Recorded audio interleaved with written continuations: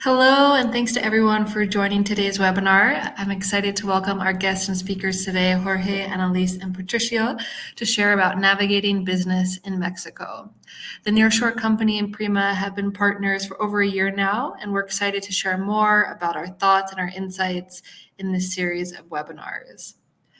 Let me share quickly a bit about our companies and our speakers today, all of whom are committed and invested in the North American manufacturing tech and startup ecosystems.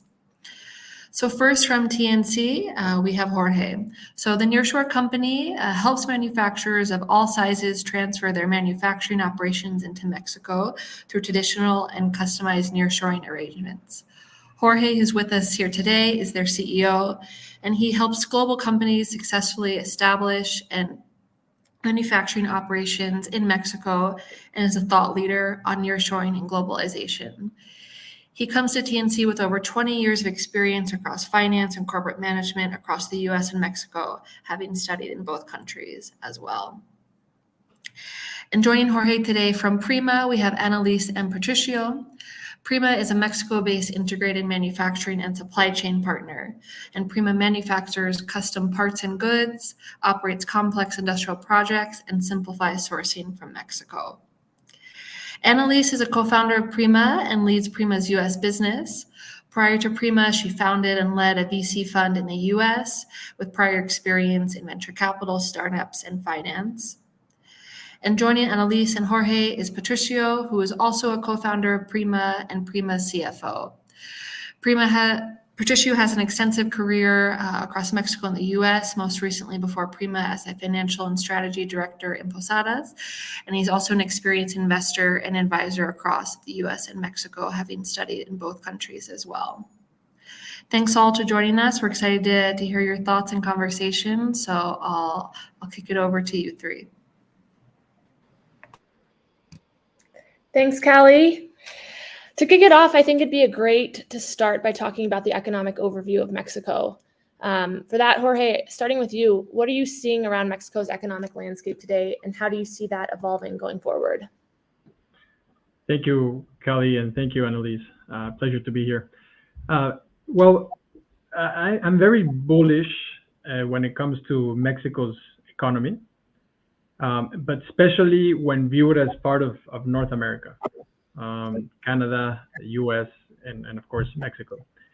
I believe it's the strongest regional and trading bloc, again, when seen as a region.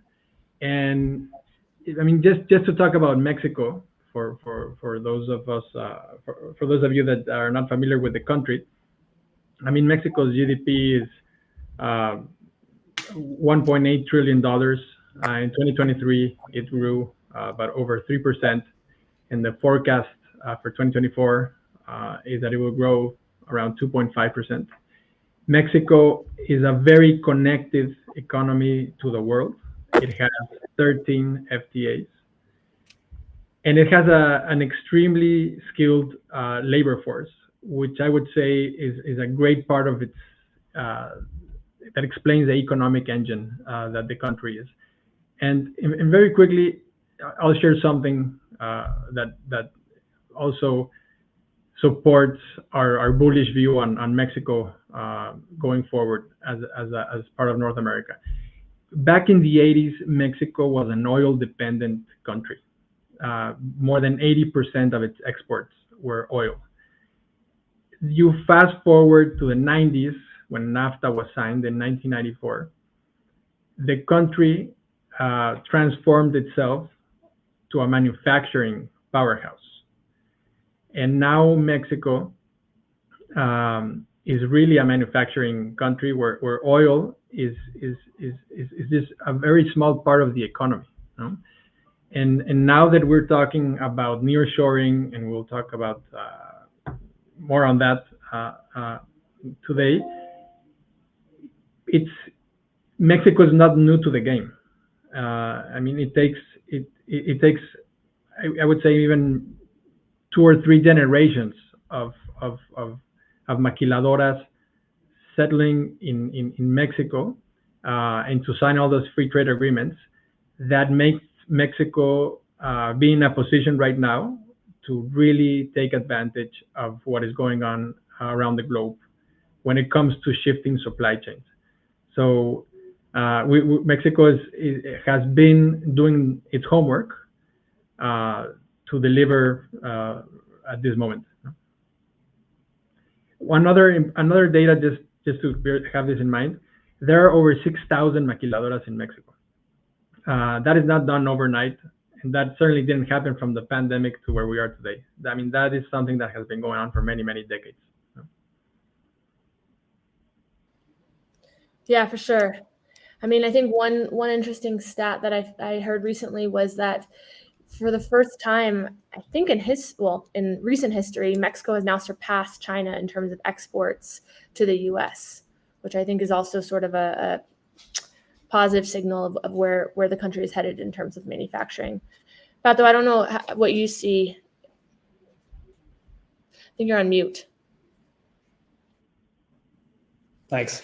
If you just briefly step back and look at this moment in time, sort of in the arc of time, and how globalization and manufacturing has been evolving for the past, 40 years, when beginning of the 90s, this transition that Jorge was mentioning.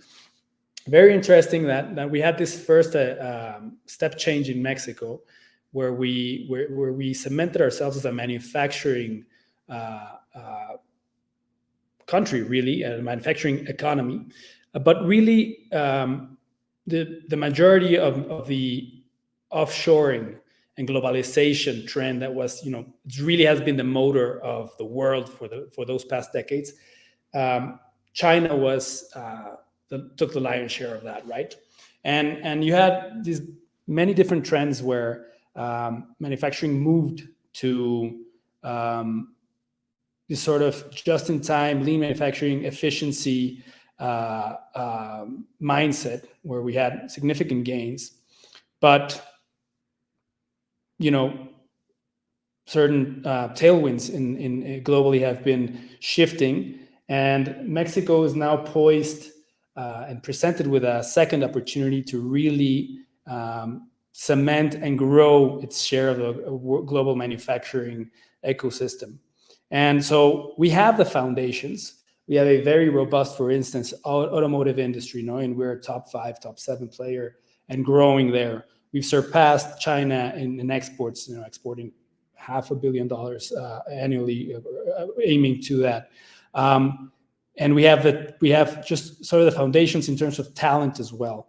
And so I think we're in the cusp of really grasping that opportunity. Our growth is not yet reflecting that. There's a lot of potential there, but I think we're doing the right things at the private level, hopefully at the public level as well, with policy, with new government coming in. There's many different challenges there, but if you look at the right ingredients, I think we're in a very special time in history. And the Nearshore company and we at Prima are focused on this mission, helping Mexico really rise up to the occasion and helping us capture this wave. Yeah.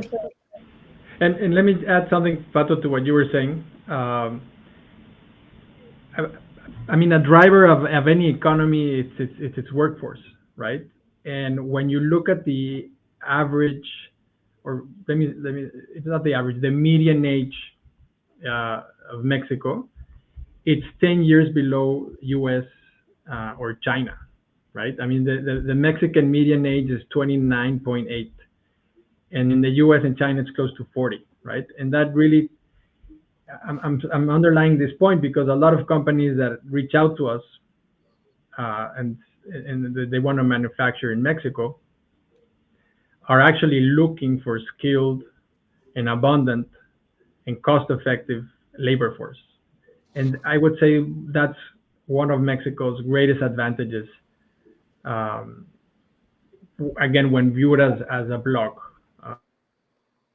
with the US and Canada. No?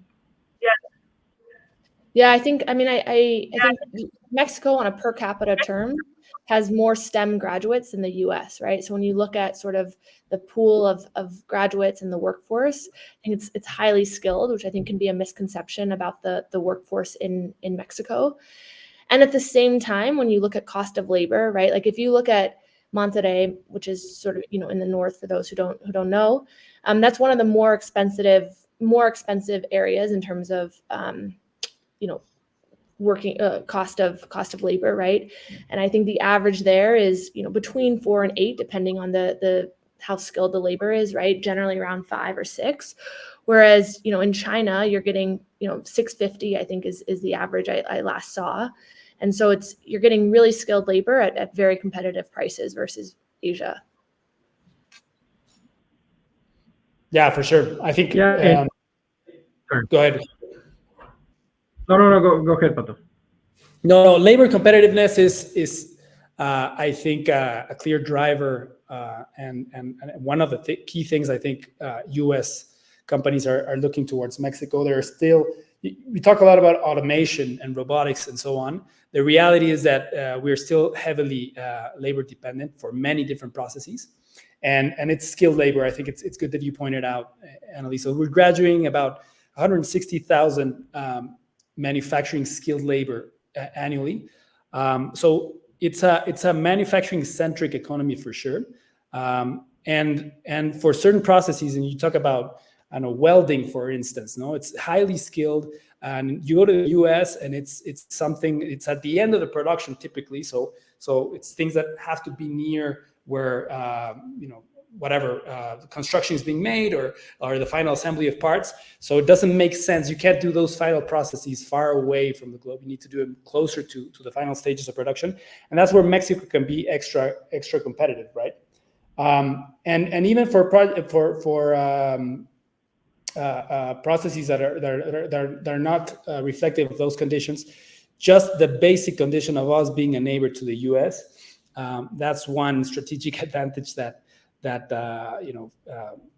is very fortuitously Mexico is presented with this. But it's really in an age where having supply chains, distance being the main factor open for disruption in any supply chain, the shorter you can have those distances, the more secure and resilient you can have your supply chains, right? So that's again one of the more obvious reasons why companies are looking to Mexico for nearshoring. Yeah. No, I couldn't agree more. And I mean, I was going to mention that we've been in business for 32 years now. We've under a different name. So we used to be called International Assembly. We rebranded as a nearshore company recently. And so the company has seen a lot of these waves that we like to call them of shifting supply chains. And when I look back at when China joined the WTO, I mean, China was a very poor country, right? So it could offer a hyper competitive cost of labor.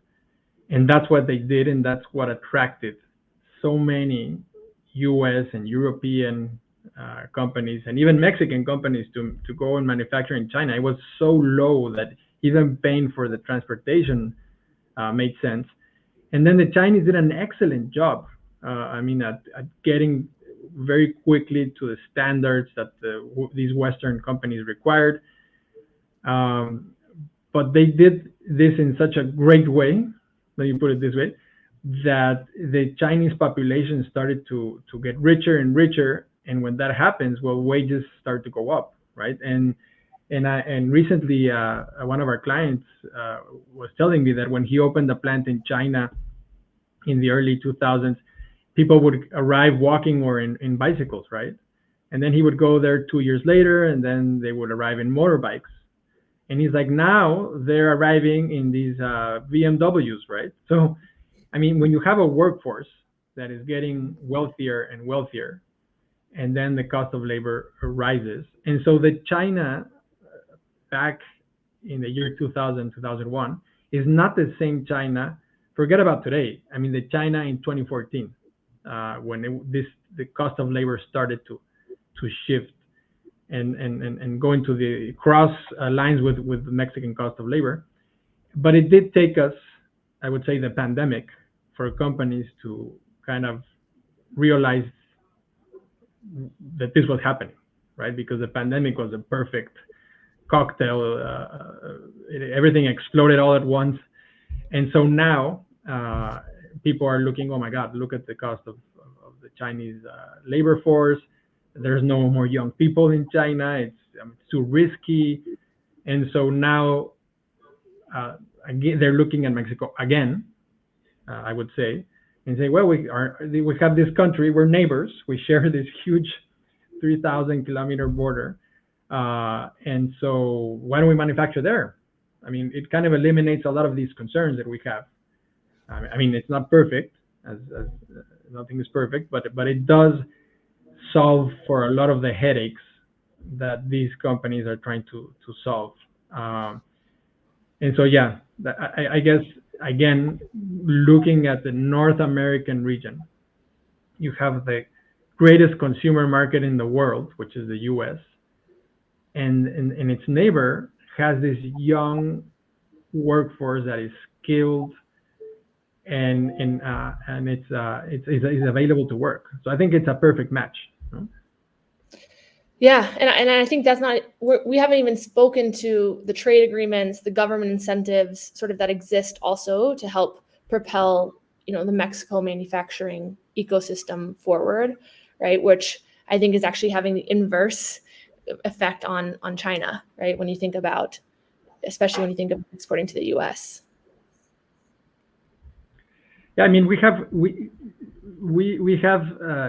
some clients, for example, that had never manufactured in Mexico, and they're starting to do that. And then they realize, oh my God, we have access, thanks to all these FTAs, foreign trade agreements, we have access to so many countries that just being in the US, we couldn't access, which is kind of crazy when you think about it, right? But Mexico has more free trade agreements than the US. It's a more open economy. And so these regulatory frameworks that started with NAFTA, then we have the USMCA right now. And if you connect the Mexican free trade agreements, it really solves for any company that wishes to lower their manufacturing costs, lower the risk, and also have access to all of these countries on a very preferential tariff regime.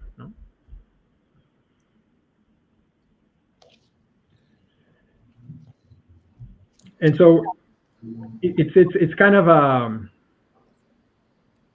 it's kind of ironic, that in 1994,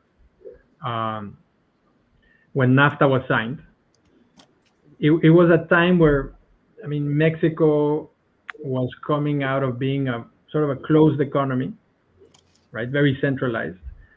And there's this decision to welcome the market, being a more market friendly, more seeking foreign direct investment. And then again, NAFTA was signed, and it started to turn the wheels to what Mexico is now. Again, we mentioned it's a manufacturing powerhouse now, and I use the word ironic because we have a federal government that sometimes has not created the best investment climate in Mexico's recent history, that I think has been offset by the state governments. I think the state of Nuevo León, the state of Chihuahua, Baja California, Tamaulipas, yeah, they're doing a great job, right, at attracting a new investment, of making nearshoring a reality, making it seamless. Even while some things are federal and it's more complicated, but at the local level, I think that they're doing a great job. Yeah, I think some of these states are offering rebates as high as 90% on CapEx investments or infrastructure investments into their regions. At the same time, you have EMEX on raw material, to help sort of that inflow and outflow of the raw materials. And in parallel, you have the new tariffs that were passed on raw materials flowing from China through Mexico, right, which should help strengthen the raw material, sort of Mexico's raw material environment, which I think even today still lags far behind China. Like, I think if we talk about, okay, where is Mexico falling short? I think raw material is probably at the top of that list. But with things like tariffs, and maybe not on all, but on a lot, with things like the recent tariffs that were passed, I think it is putting Mexico in a position to become more competitive. Yeah, for sure. I think there are some structural challenges to overcome to really capitalize on this opportunity, and for sure, energy, availability and cost is an issue, and that translates into higher raw materials costs.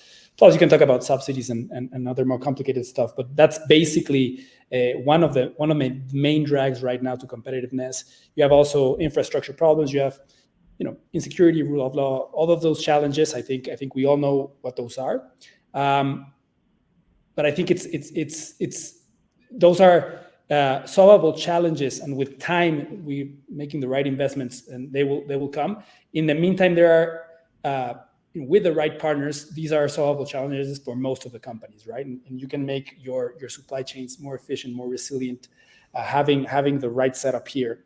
But by me, I think we should talk also about the challenges, for companies either looking to set up manufacturing shops here of their own, and where the nearshore company can be super helpful in that regard, or sourcing, from third parties through Prima, which is mainly what we do as a manufacturing integrated solution. And there's possibly the more regulatory, tax, financial component that Jorge, maybe you can talk more in depth about that. And there are some other challenges, more maybe operationally and culturally, potentially you can touch on. But maybe, I don't know, Jorge, you starting on those type of things. What's your view on that? Yeah, I always like to say that, anyone can come and open a maquila in Mexico, right? A maquila is a manufacturing entity, legal entity, that its sole purpose is to manufacture to export, right? So it has some benefits when it comes to taxes. And then when you plug in the USMCA, then tariffs, right? So anyone can come in and come to Mexico and say, hey, I want a permit to have a maquiladora, and they go to the Mexican IRS and they get their permits, and anybody can do it. But it takes a while. You have to be patient.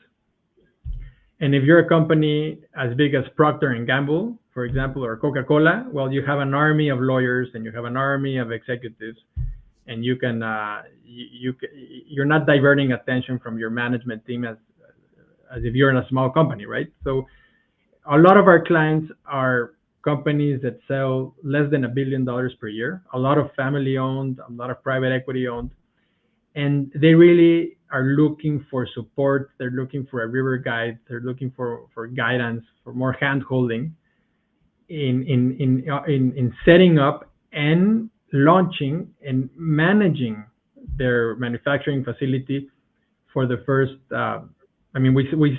Initially we signed for 5 years, but a lot of our clients renovate. We have our average tenure is 14 years. So that just speaks of clients that are renovating our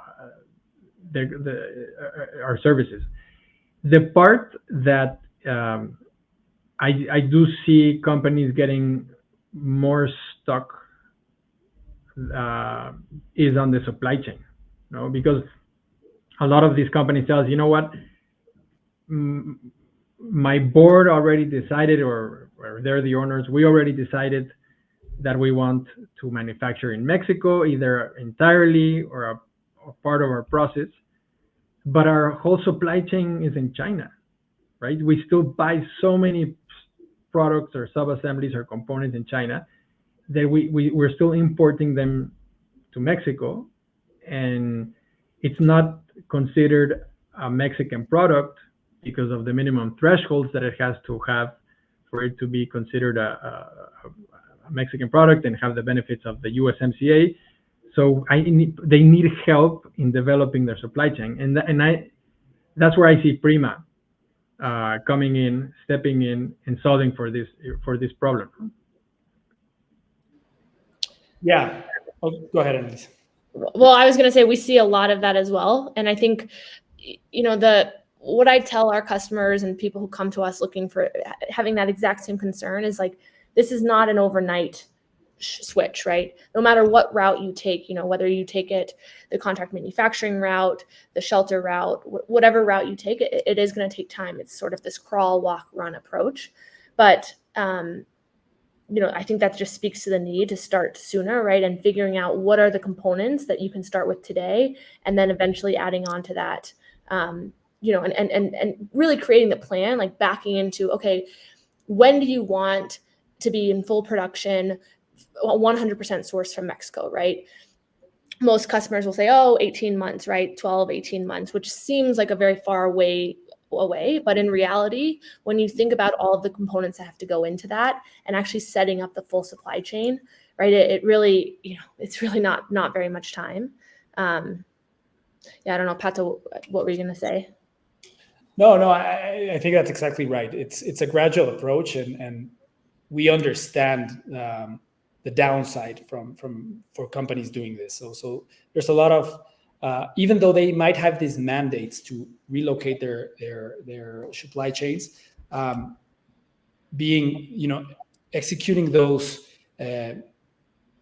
let's say in a haphazard way, taking unnecessary risks can be super costly, and so we're perfectly empathetic to that mindset, and what we are focused on is on making that first step possible, right?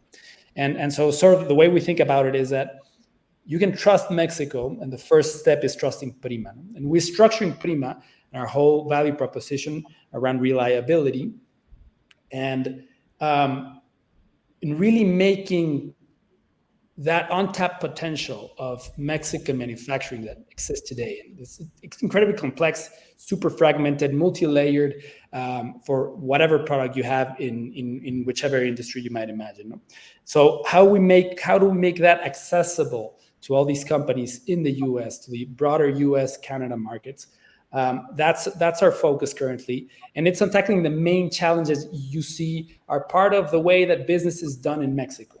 So just for mentioning some of the challenges that are common in the industry right now, it's this: just finding reliable suppliers is not very easy, right? It's like a needle in a haystack. And Jorge mentioned 6,000 factories, maquilas, no? But if you look only metal manufacturing shops in Mexico, you can talk about over 50,000. Most of these are very small shops, owner operated, not institutional in many senses. So how do you know that the one you found is actually the optimal manufacturing partner for this?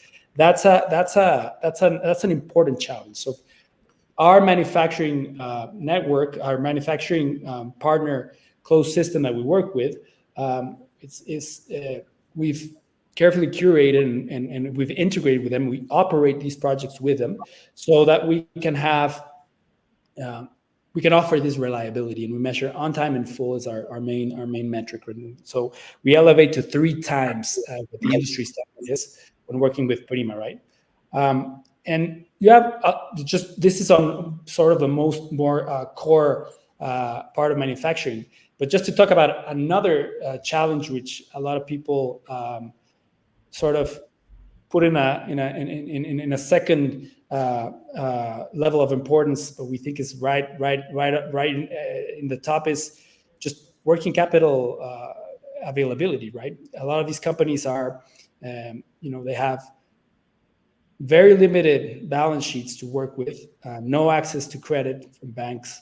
And so taking on these large projects is not easy for them. And even withstanding the ups and downs of any production cycle for these companies can be very hard. So how do you make resilient these projects and these long-term relationships? That supply chains need to be built with long-term orientations in mind. That's our solution is also geared to that. How do we add that layer robustness in terms of financing to those supply chains, that helps a lot companies in the US take that first step, right? Yeah. Go ahead, Annelies. One thing to add, the point you mentioned around quality suppliers, right? I've heard the number as high as 70,000 metal machine shops in the country.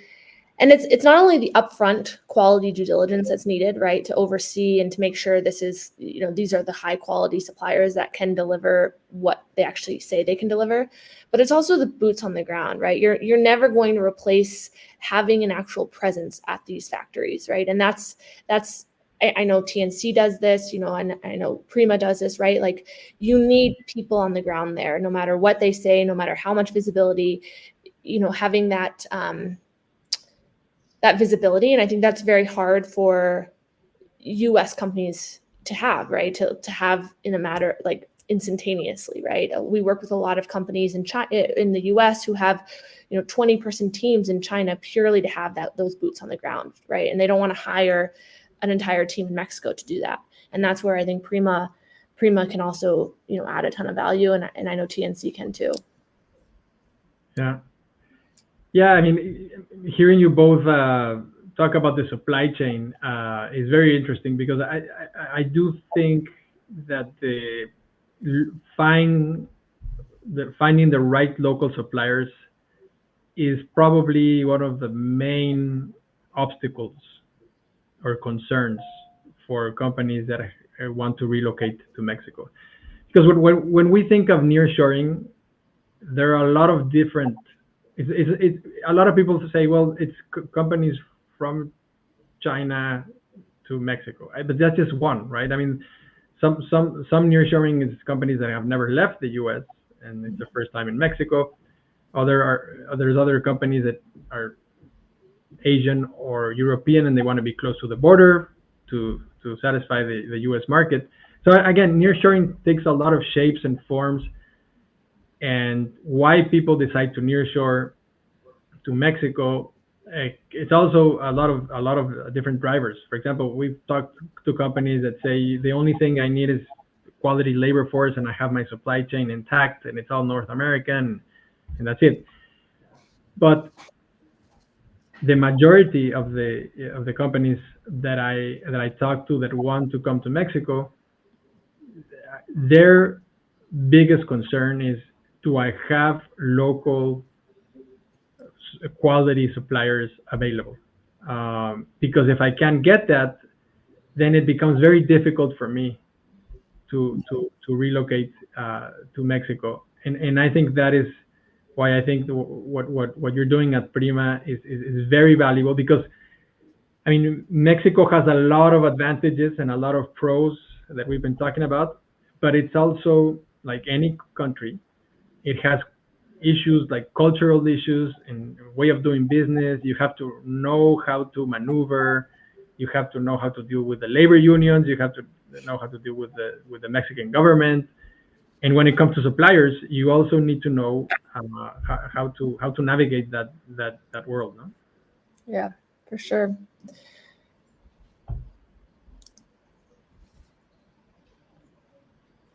Awesome. I think we have. Yes. Thanks, everyone. We we have a few questions from the audience. So I'm gonna start with one that actually, Jorge, is exactly about what you were just mentioning. Janet is asking, can you share any cultural norms that can make or break your Mexico manufacturing plans? So I guess the question is, what do people need to keep in mind when working cross-culturally between Mexico and the U.S., and is it easier said than done? Yeah, so I'll take a stab at that first. When I talk to companies that had been manufacturing in China for a number of years, I always joke or half joke, and I say, you know what, China has spoiled you, right? Or you're spoiled by China, because what they tell me is, I used to talk to one person in China, and I didn't know what happened behind the curtain. It was a black box, and then boom, boom, boom, I have this product, and it's half the cost, and it's there in 2 weeks. And then I come to Mexico, and it's, oh my God, it takes them forever to quote, and then they quote something different, and then I have the labor union, and then they don't work on Sundays. And so there's all these issues, again, legal, cultural, that these companies were not facing in China. But in Mexico, you have to be very patient. No, I mean, you have other benefits, like you have the IP protection, for example, but that comes with a quote unquote cost, right? Because you have to register your brand and you have to register your product. And so it is a market that is, I would say, more regulated than China from an environmental perspective, from a labor perspective. And so that has a lot more red tape. It has a lot more cost associated, and you need to have patience. And I'll give another example. The law in Mexico for employment is very pro-worker versus the company, no? Compared to other countries. And I would risk saying that even, compared to the US, right? I like to tell my clients, think of France, because in the mind of many US business owners, like France is like one of the most rigid and complicated labor systems in the world. Well, Mexico is a little bit like that, no? You have to pay differently. You cannot easily hire and fire people as you can in the US. So you need patience, and you need to partner with someone local, and that will take a lot of the headaches out of the equation.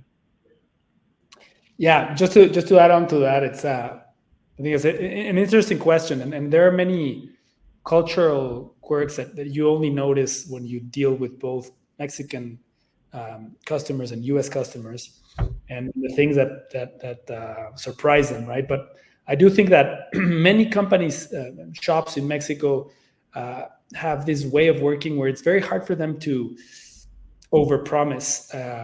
It's hard for them to say no to certain requests, right? So they will say, yes, I can reach that cost. Yes, I can reach that delivery date, and then knowing that it's practically possible. Maybe we're eternal optimists, no? But I think there's a sort of this ingrained, baked-in way of working where a lot of these shops promise these dates, and then customers sort of discount that, and they add to their plans, knowing that they will be late and cost on top, and that just adds a lot of noise and cost to the system. So it's definitely not a good thing. And so I think we at Prima are specifically focused on getting very clear indications of what the actual requirements are and what the cost we can produce that by what time, and being very formal about those commitments, right? So I think that's table stakes for the US. Mexico just has sort of learned to work not necessarily on those standards, right? We need to learn to work in that way, and that's a partnerships we build with our manufacturing partners. Is first identifying those that are able to work under that standard, that want to work and serve the broader US market. And then we invest a lot of resources in taking them up to that ways of working, communicating frequently, full transparency, reacting quickly to either quoting times or whatever complication arises during production. Manufacturing is complex. A lot of things come up, and it's about how quickly you react and you adjust your plans, right? So I think China has been working for many decades, building a very well-oiled machine that serves this purpose as the factory of the world. We in Mexico are catching up to that, but for Prima as a key area of focus. Thanks, everyone. And I think we have time for one more question. So we have a hard one from Lisa. What is your advice for navigating the uncertainty of the elections and geopolitical relations and tensions between China, Mexico, and the US? So I guess in summary also, as a business owner, How do you manage this uncertainty? Yeah, I'll start by saying that our view has been, and I say has been because now we have a new president in Mexico and a new elect president, which is Claudia Sheinbaum. But even when she was a candidate, our view was that no matter who wins on both sides of the border, the structural theme of nearshoring is very solid, and it will happen. You know? And so I guess that optimistic view, if you wanna qualify it that way, is what allows us to kind of focus on the future. I like to use the analogy that when you look at stock returns for the past 50 years of in the U.S., you see the line has a positive trend. But if you zoom in, you will see a lot of ups and downs, and it's not a straight line. And that's how I view nearshoring, right? We're going in the right direction, but there are certainly bumps along the road of many, many kinds.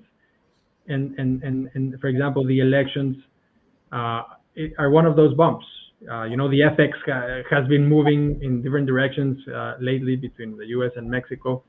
And now in the U.S., whoever wins the U.S. election, our view is that they are smart enough to recognize the value of continuing to bring the supply chain to North America and work as a block. The three countries as an economic block.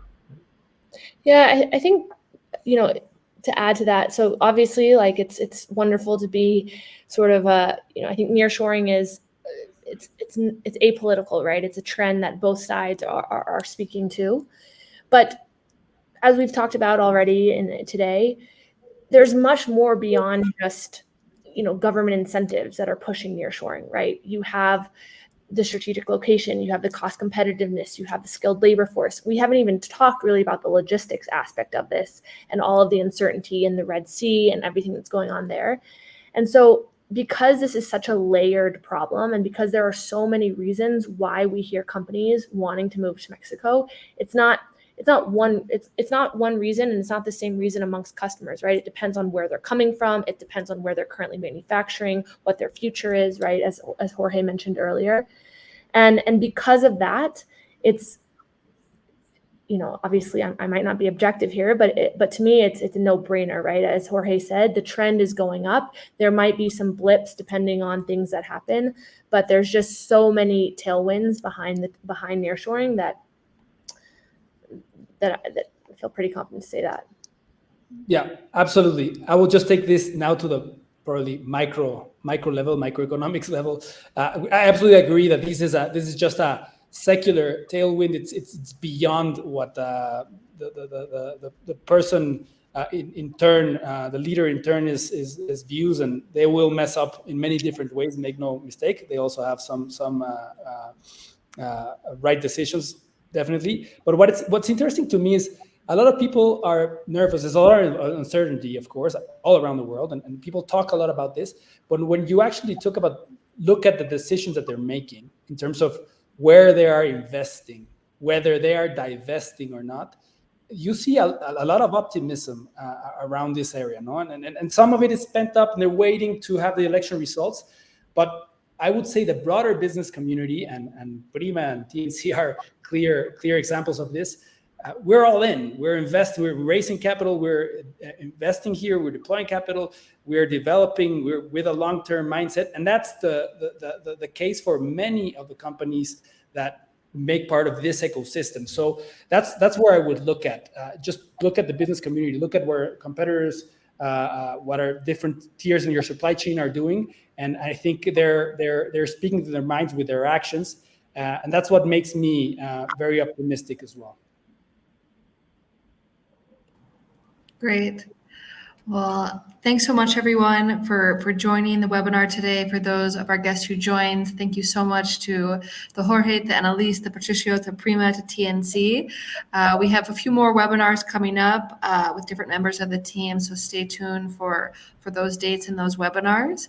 If you have any questions about the topics we heard today, or you would like to talk to either team, you can see our email addresses here, as well as scan and register the QR code. So thanks again, everyone. Excited to talk soon again about all things nearshoring. Thank you. Thanks. Thank you.